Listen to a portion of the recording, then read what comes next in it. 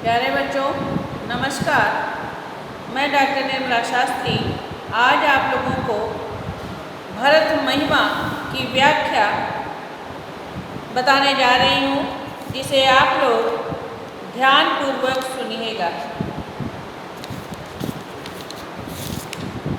भरत प्रेम ते समय जस तस कहि सकै न शेष, कबहि अगम जिमि ब्रह्म सुख अहमम मलिन जनेश।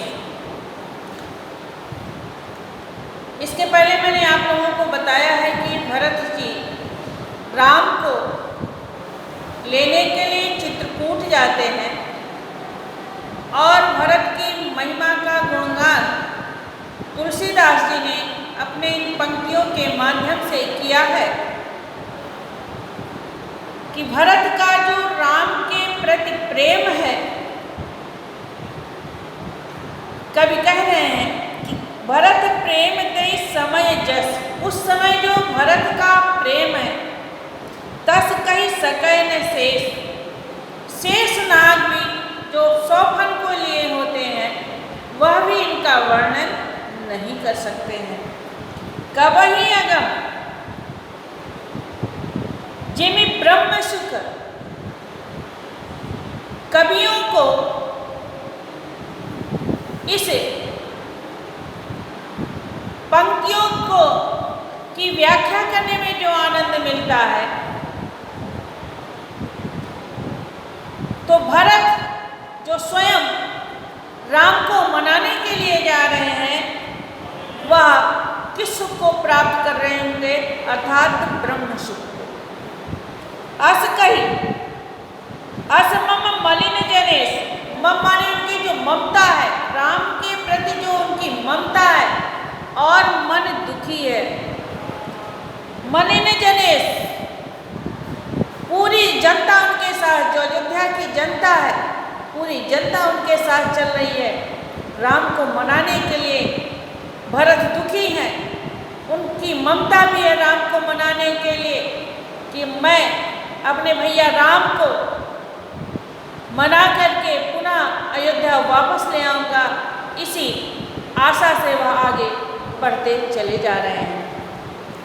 सकल स्नेह शिथिल रघुवर के, गए कोस दुई दिन कर घर के, जल थल देख बसे निस बीते, कीन गमन रघुनाथ प्रीते, उहाँ राम रजनी अवशेषा, जागे सिय सपने अस देखा।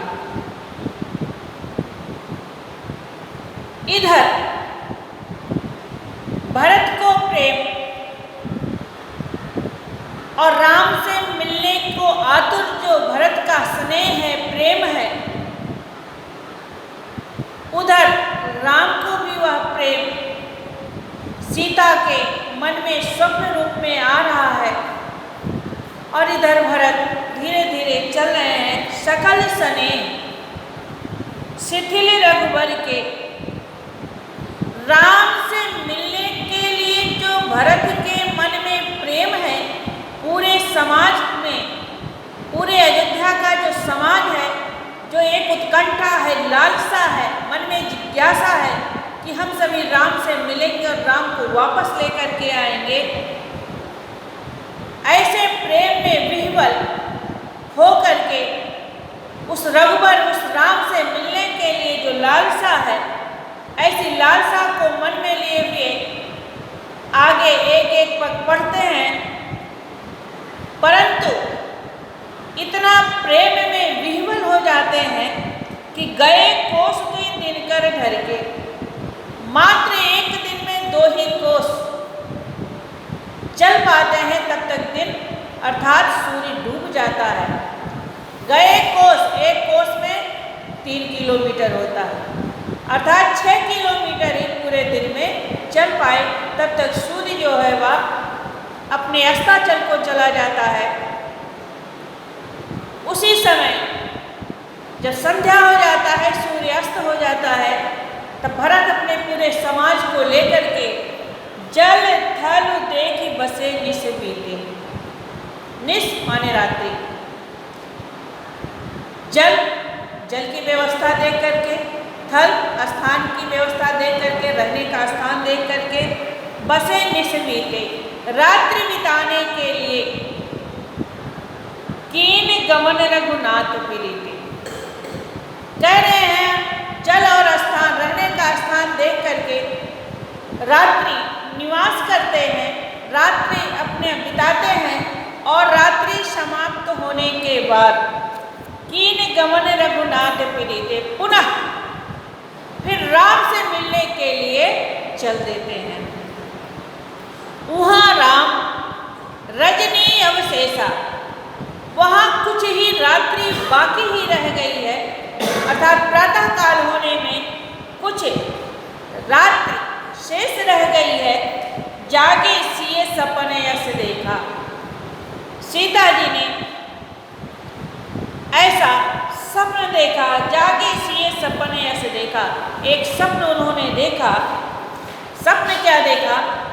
सहित समाज भरत जनु आए, पूरे समाज के साथ सहित समाज भरत जनु आए। राम से कह रही हैं, हे प्रभु, मैंने स्वप्न देखा है कि अयोध्या पूरे समाज के साथ, भरत जी अयोध्या के समाज के साथ आपसे मिलने के लिए आ रहे हैं।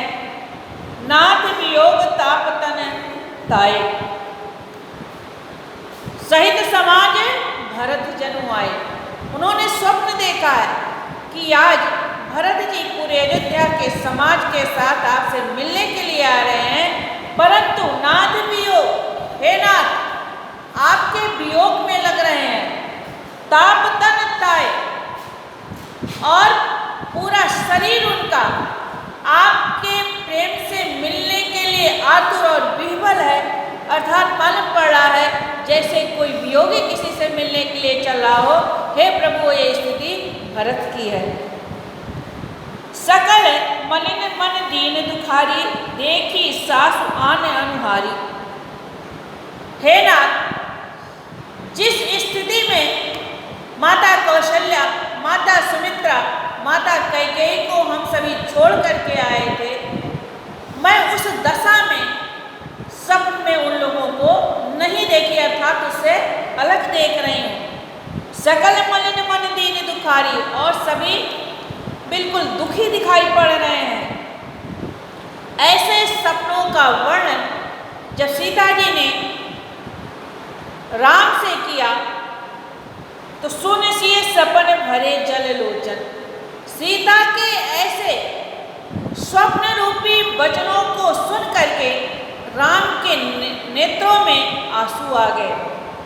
भय सोच बस सोच विमोचन। सोच विमोचन अर्थात दूसरों के संकट का निवारण करने वाले जो संकट मोचन है, सोच विमोचन है, तो दूसरों के संकट को हरने वाले हैं, वह भी सोच में पड़ गए कि यह सीता ने कौन सा स्वप्न देख लिया है।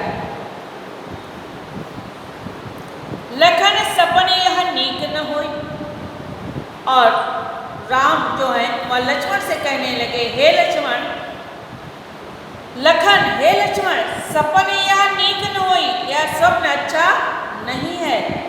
कठिन कुछ आह सुना वही कोई अमंगल ही सूचना मिलने वाला है। अस कई बंधु समेत नहाने। इतना कहने के बाद सभी स्नान ध्यान में लग गए, पूज पुरारी साधु सन्माने, और अपने गुरुओं की पूजा में लग गए। सन्मान सुन मुनि बंदी बैठे, उत्तर दिश देखत भये, नभ धूरी खगमिक भूरि भागे, विकल प्रभु आश्रम गए। तुलसी उठे अवलोक कारण, काह चित सकचित रहे, तब समाचार की रात को लही आन तेहि अवसर कहे। सुनत सुमंगल बैन मन प्रमोद तन पुलक भर, शरद सरूर हुने तुलसी भरे स्नेह जल। स्नान ध्यान करने के बाद सन्मान सुर मुनि बंदी बैठे, सभी का पूजन, अपने गुरुओं का, अपने आराध्य का, अपने आराध्य महादेव का, सभी का पूजन ध्यान करने के बाद प्रभु श्री राम आसन लगा करके बैठ गए और उत्तर दिशा की तरफ देखने लगे। उत्तर दिशा की तरफ जब देखा तो क्या देख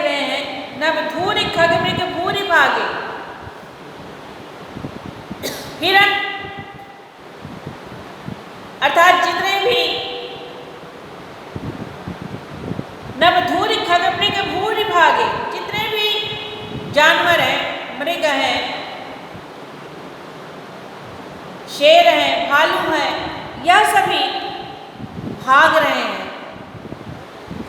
और जिधर को भाग रहे उधर धूल उठ रहा है। जैसे जब ज़्यादा लोग एक पंक्ति में बहुत तेजी से चलते हैं तब धूल उठने लगता है। तो तुलसी बाबा वही कह रहे हैं, नभ धूरी खगमे के भूरी भागे, विकल प्रभु आश्रम गए, सभी प्रभु के आश्रम के तरफ भागने लगे। तुलसी उठे तब राम उठ करके अवलोक के कारण कि क्या कारण है कि जानवर इधर को भाग करके आ रहे हैं। काह चित सक चित रहे, अर्थात उनका चित जो था वह इधर उधर देखने लगा। तब समाचार की रात को लही, जिस समय आश्चर्यचकित होकर के राम देखने लगे उसी समय कोल और भील कारण को बताने के लिए आए नहीं अवसर कहे। समाचार आकर के कहने लगे, क्या समाचार कह रहे हैं कि भरत जो है अपनी सेना को लेकर के इधर को ही आ रहे हैं। सुनत सुमंगल बैन, ऐसे सुंदर वचनों को सुन करके प्रमोद तन पुलक भर, उनका पूरा शरीर प्रेम से गदगद हो गया। शरद सरूर नयन, कमल जैसे नेत्रों में आंसू आ गए, तुलसी भरे स्नेह जल। और प्रभु श्री राम के दोनों नेत्र आंसुओं से, प्रेम रूपी आंसुओं से भर आए और लक्ष्मण से कहने लगे कि भरत ही होय न राजमत। हे लक्ष्मण, भरत को कभी भी राज का मद नहीं हो सकता।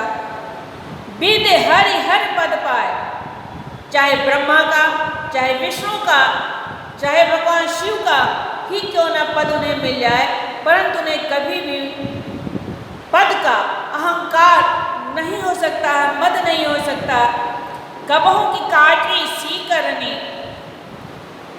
हे लक्ष्मण, काजी अर्थात राई का पानी, कबहू की काजी सी करने क्षीर सिंध मिलसाए, क्या कभी राई का पानी और नमक अर्थात दूध और पानी को अलग कर सकता है, अर्थात क्षीर दूध और पानी को अलग कर सकता है, या उसमें ताकत नहीं है। तो हे भरत, ठीक उसी प्रकार से राम और भरत के प्रेम को कोई भी अलग नहीं कर सकता, अर्थात भरत को कभी राज का अहंकार नहीं हो सकता है। इस प्रकार से तुलसी बाबा ने अपने इन पंक्तियों के माध्यम से भरत की महिमा का गुणगान किया। अब आगे इसके बाद कल, तब तक के लिए धन्यवाद।